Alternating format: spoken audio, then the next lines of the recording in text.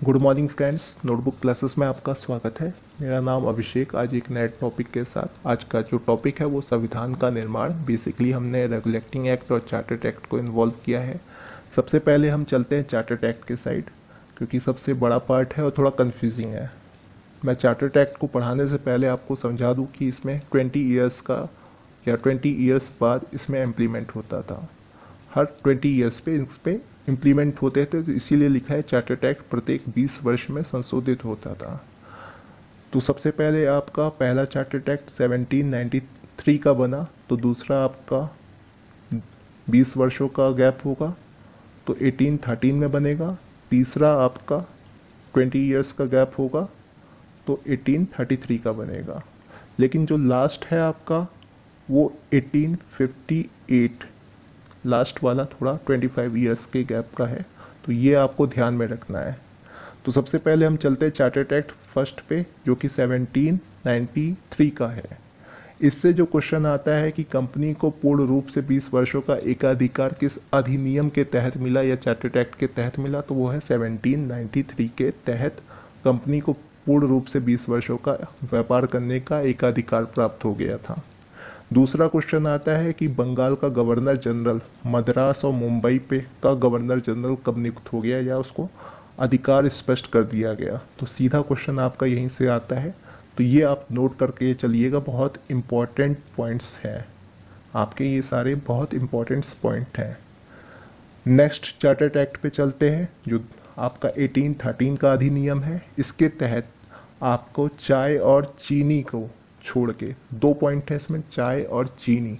एक क्वेश्चन आ जा सकता है कि कौन से दो वस्तुओं को छोड़ के एकाधिकार समाप्त कर दिया, तो चाय और चीनी को छोड़कर 1813 अधिनियम के तहत कंपनी का पूर्ण अधिकार समाप्त कर दिया गया। दूसरा क्वेश्चन आता है, बहुत इंपॉर्टेंट है, किस चार्टर्ड एक्ट के तहत कंपनी को ब्रिटिश गवर्नमेंट को 10 से 12% का भारत से लाभ प्राप्त वाला हिस्सा देना पड़ता था।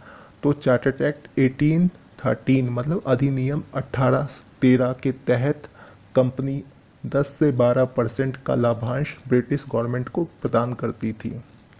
यहीं से दूसरी बात निकल के आती है, अगर 10 से 12% किसी को फ़ायदा मिल रहा है तो उसमें से ब्रिटिश गवर्नमेंट 1 लाख रुपए, 1 लाख रुपए आपका भारत में शिक्षा प्रसार के लिए कंपनी को प्रदान कर देती थी ब्रिटिश गवर्नमेंट। तो ये तीन क्वेश्चन आपके बहुत इंपॉर्टेंट हैं, बार बार पूछे जाते हैं, तो ये तीन पॉइंट्स आप ज़रूर नोट कर लीजिएगा।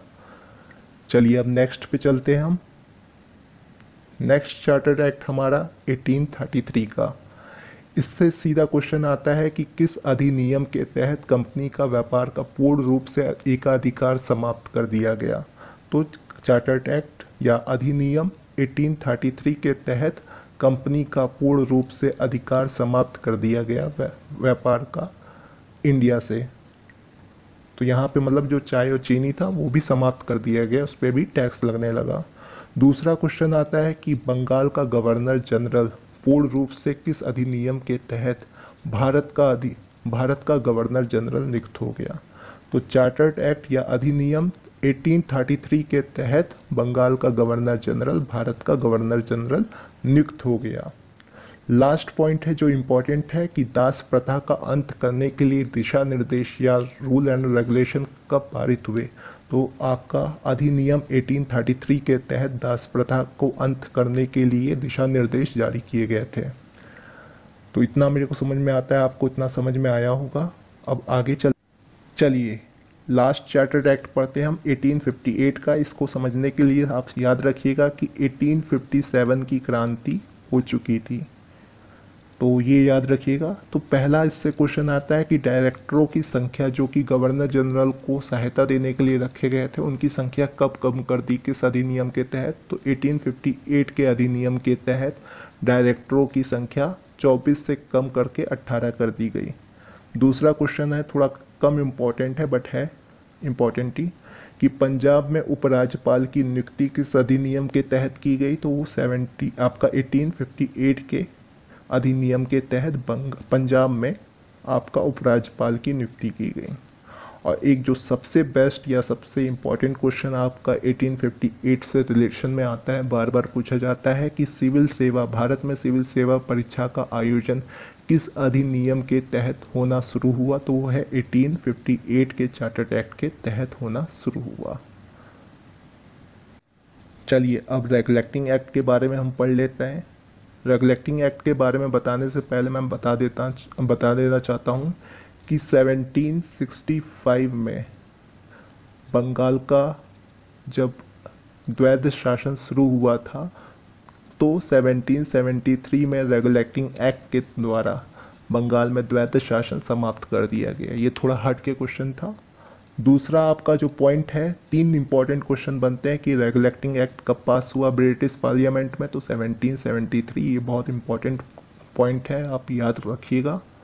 दूसरा पॉइंट है आपका कि बंगाल का गवर्नर जनरल की नियुक्ति किस अधिनियम या किस एक्ट के तहत की गई, तो वो है रेगुलेटिंग एक्ट के तहत 1773 में बंगाल के गवर्नर जनरल की नियुक्ति की गई थी। लास्ट क्वेश्चन जो आता है आपका कि बंगाल में उच्चतम न्यायालय या न्यायालय की स्थापना किस अधिनियम के तहत की गई, तो रेगुलेटिंग एक्ट के तहत। और बंगाल में आपका न्यायालय की स्थापना कब हुई, तो वो है 1774 में, मतलब 1 ईयर बाद। मेरे को समझ में आता है कि आपको इतना समझ में आया होगा बहुत अच्छे तरीके से। तो नेक्स्ट टॉपिक पे चलते हैं हम।